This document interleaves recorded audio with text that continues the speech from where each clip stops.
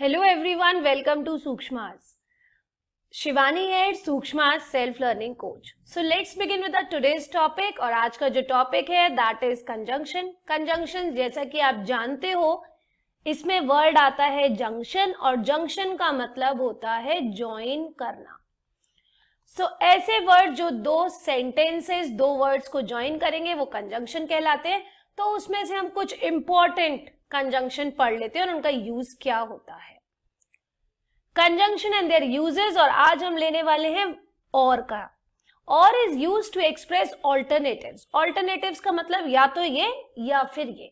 सो जब कभी भी आप ऑल्टरनेटिव्स को एक्सप्रेस करते हो उस टाइम पर और का यूज होता है. For example you can see you must work और स्टार्व. या तो काम करो या फिर भूखे मरो. ये सेंस दे रहा है. Next, you may take this book or that one. या तो ये वाली बुक ले सकते हो या वो वाली बुक ले सकते हो. तो दो ऑल्टरनेटिव है आपके पास, दो चॉइसेस हैं. ऑल्टरनेटिव का मतलब है गाइज आपको एक चीज दिखी यहां से, इसी सेंटेंस से काफी सारे क्वेश्चंस क्रिएट हो सकते हैं. अब देखो, एक तो यही कॉन्सेप्ट हो गया कि मस्ट के साथ वर्ब की फॉर्म कौन सी, that should be first form. लेकिन अगर यहाँ पर मस्ट बी हो जाता तो वर्क्ड होना चाहिए था. तो एक क्वेश्चन तो यही क्रिएट हो गया. अगर आप इसका एरर डिटेक्शन क्रिएट करना चाहोगे तो ये हो सकता है कि मस्ट के साथ आप यहाँ वर्कड या वर्किंग लिख दो और वो एरर डिटेक्शन में कंसीडर हो जाएगा. Next, you may take this book otherwise that one. अब आप इससे भी एक क्वेश्चन बना सकते हो. और के प्लेस पर आप अदरवाइज लिख दो. और का सेंस अदरवाइज का होता तो है, लेकिन जब आप ऑल्टरनेटिव्स दिखाते हो उस टाइम पर आपको और ही लिखना है. तो यहां पर एरर डिटेक्शन हो जाएगा कि अदरवाइज गड़बड़ है और हो जाएगा. एक और क्रिएट हो गया. यहां पर आप मे की जगह शैल, शुड, कैन, कुड कुछ भी ले लो. उसके साथ वर्ब की फॉर्म कौन सी, दैट इज फर्स्ट फॉर्म. कोई भी मोडाल के साथ फर्स्ट फॉर्म आती है. तो ये वाला भी आपका एक एरर डिटेक्शन बन सकता है. सो एक ही कॉन्सेप्ट से आप देख रहे हो कितने सारे क्वेश्चंस क्रिएट कर सकते हो. आगे चलते हैं. और का यूज्ड अदरवाइज के लिए भी होता है. अदरवाइज का मतलब अगर ऐसा नहीं करोगे तो ऐसा हो जाएगा. For example, we must hurry or we will lose the match. Guys otherwise तो हम पढ़ ही लेंगे. एक चीज और देखो, यहां पर लूज दिख रहा है. इसके प्लेस पर आप तीन ऑप्शन बना दो. LOOSE, LOST, लॉस्ट, एंड एक लूजन लिख दो, एक लिख दो नो इम्प्रूवमेंट. ऐसे करके आप फ्रेज रिप्लेसमेंट नहीं बना सकते हो. यहां पर जब मैच लूज करते हैं ना तो ये वाला लूज कभी यूज नहीं करते. और इनके बेस पर क्वेश्चंस अक्सर एग्जाम्स में आ जाते हैं. So what is the error detection over there. एक एरर डिटेक्शन ये बन जाएगा वर्ब के बेस पर कि जो लूज मैच वाला, जो हारना और जीतना है, उसके लिए LOSE लूज होता है. और जो कपड़ों के लिए होता है, क्लोथ्स के लिए, कि कोई क्लोथ आपको ढीला हो गया तो उसके लिए ये वाला लूज चलता है. एक एरर डिटेक्शन यही बन गया. हम पढ़ कंजंक्शन रहे थे लेकिन दूसरा कॉन्सेप्ट भी कवर हो गया. So we must hurry or we will lose the match. इसका मतलब क्या है, या तो अगर जल्दी नहीं करेंगे तो हम मैच हार जाएंगे. सो यहां पर अदरवाइज का सेंस आ रहा है. You should stay here or you will not be able to survive the night. तुम यहीं रुको, अदरवाइज तुम वहां तो अपनी नाइट सरवाइव नहीं कर पाओगे. सो यहां पर और क्या सेंस दे रहा है, अदरवाइज का सेंस दे रहा है. नेक्स्ट आगे चलते हैं. अब था इफ. इफ किस लिए यूज होता है, एक तो कंडीशन दिखाने के लिए. If you give me the money I will help you.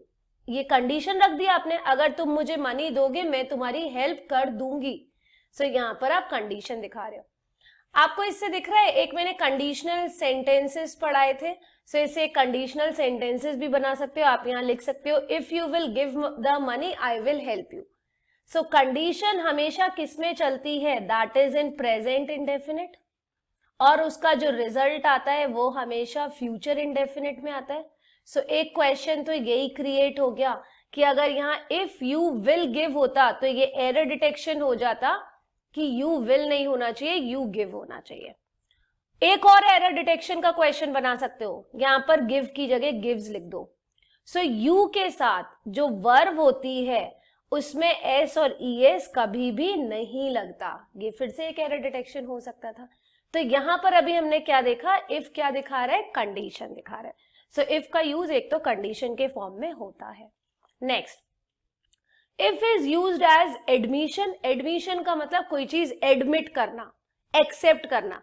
If I M blunt, अगर मैं ब्लंट हूं, आई एम एटलीस्ट ऑनेस्ट, लेकिन मैं ईमानदार तो हूं. सो यहां पर सेंस क्या आ रहा है, अगर मैं मुंह पर बोल देता हूं, ब्लंट का मतलब यही होता है ना कि अगर मैं चीजों को मुंह पर बोल देता हूं तो इसका मतलब मैं ऑनेस्ट हूं.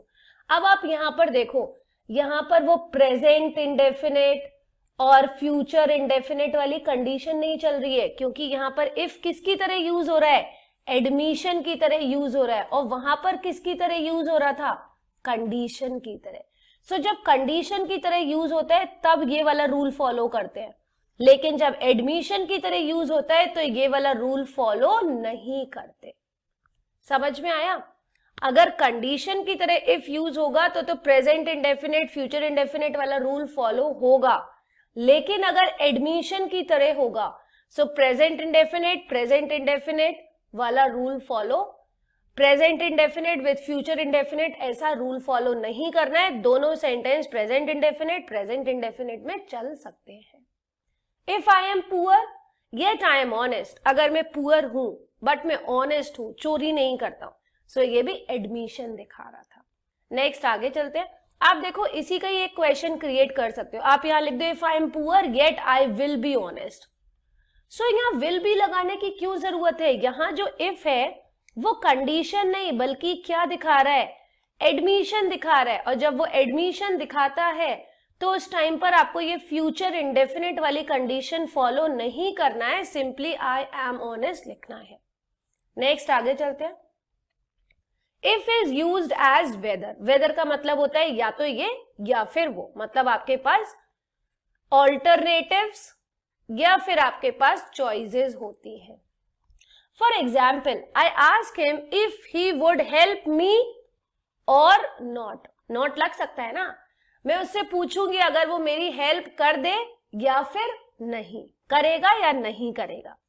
आई वंडर, मैं सोच रही हूं, मैं मतलब डाइसी हूं, इफ ही विल कम और नॉट. देखो नॉट पीछे लग सकता है भले ही हमने नहीं लगाया, सो नॉट पीछे लग सकता है. तो यहां इफ क्या दिखा रहा है, इफ यहां पर वेदर का केस दिखा रहा है.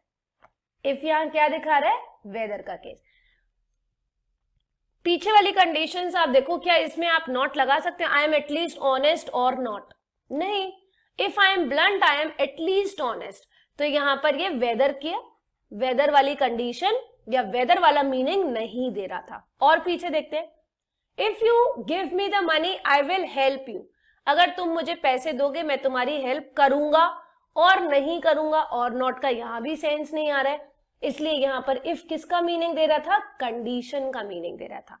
सो इफ के अलग अलग यूसेज हैं और वो कैसे कैसे यूसेज है वो मैंने आपको बता ही दिए. सो गाइज, ये था हमारा आज का टॉपिक. अब जैसा कि आप जानते हो मेरे इस लेक्चर के बाद आपका काम शुरू होता है और वो है इस टॉपिक को रिवाइज करने का और टॉपिक को प्रैक्टिस करने का. और इस प्रैक्टिस को आसान बनाने के लिए सूक्ष्माज लाए हैं self learning game beyond knowing. इस गेम में पार्टिसिपेट करके आप अपनी डेली सेल्फ स्टडीज को पूरा कर सकते हो. सो आइए देखते हैं वो गेम क्या है. सो गाइज, आपको दिख रहा होगा ये सूक्ष्माज का प्लेटफॉर्म और इसमें हम जो मैंने अभी गेम की बात करी वो ही गेम के बारे में मैं बताने वाली हूँ. आपको पता है इस गेम की सबसे खास बात क्या है?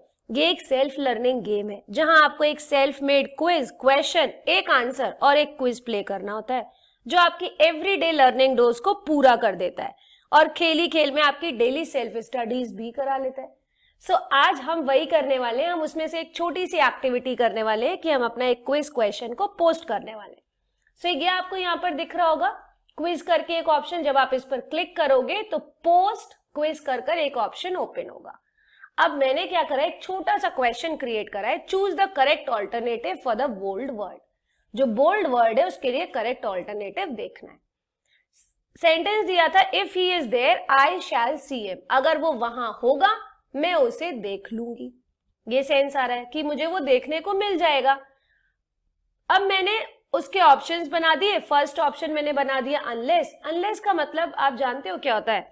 अनलेस का मतलब होता है नॉट का सेंस देता है जब नेगेटिव सेंस होता है कि unless you study you will not pass the exam, unless तब यूज करते हैं जब हमें पीछे वाले सेंटेंस में नॉट का यूज मिलता है, बट पीछे वाले सेंटेंस में आप देखो कहीं पर भी नॉट नहीं आ रहा, सो अनलेस तो आंसर होगा नहीं।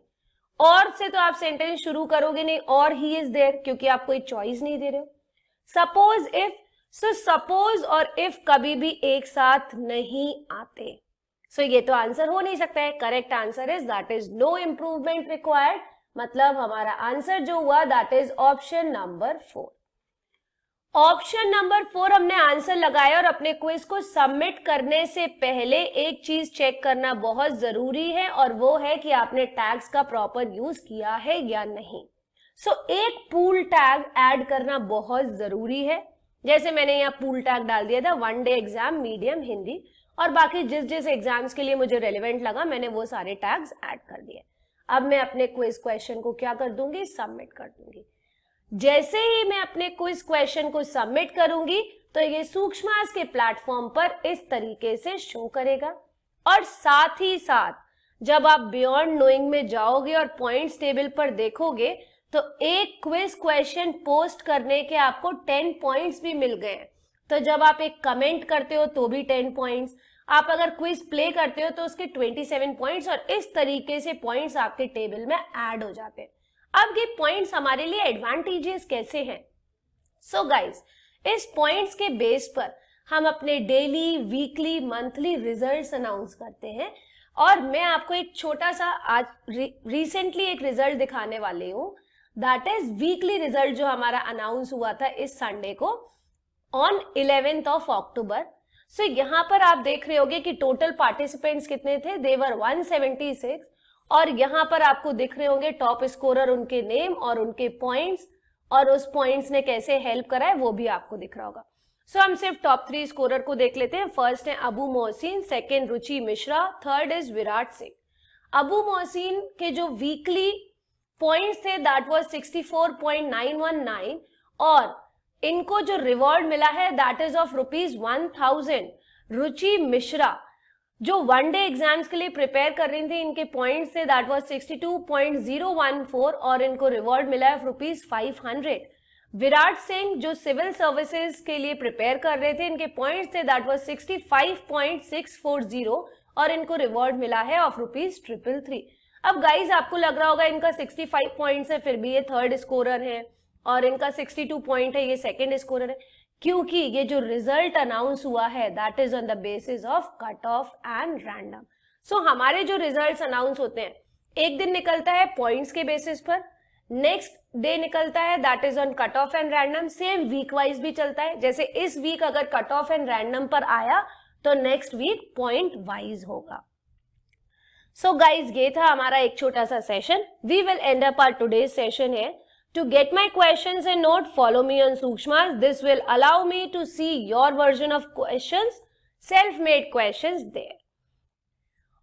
और हाँ guys, if you want to gamify your self-learning activities, then join Beyond Knowing, subscribe to Beyond Knowing using my referral code SHIV20824 to get maximum discounts and to play games under my group.